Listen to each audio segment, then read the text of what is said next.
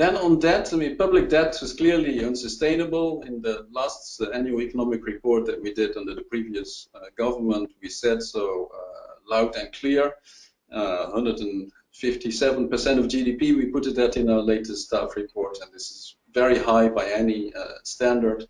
So to try to get that down, a debt restructuring of the existing stock of debt is very important. On this also, the new government of Barbados moved very, very fast. Already on June the 1st, they announced a comprehensive restructuring of its debt. So we support that. We think that was a good initiative. The discussions around that have been going also fairly fast. So as you know, the domestic part of the debt restructuring was already announced. Exchange offer was launched on September the 7th. And very importantly, what we thought, and we worked a lot with the authorities on that over the summer, is that it strikes the right balance. Because when you restructure your debt, you want to make sure that you have a meaningful debt restructuring that makes a real difference in public debt. But of course, it should not be so large as to jeopardize financial stability. So it's very important to find the right balance there. And we think the government of Barbados has done a very good job on that.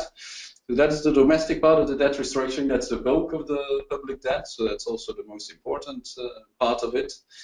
External debt restructuring typically takes a little longer because you have more diverse holdership, different countries, different places, different types of instruments.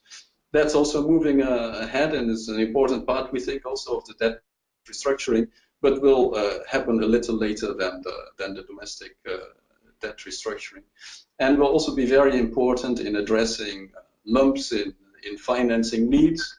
Under the old profile before the debt restructuring, there was a lot of amortization due in 2021 and 2022, which created uncertainties about how that was going to be financed. This should be addressed in the external debt restructuring, so that's also a positive.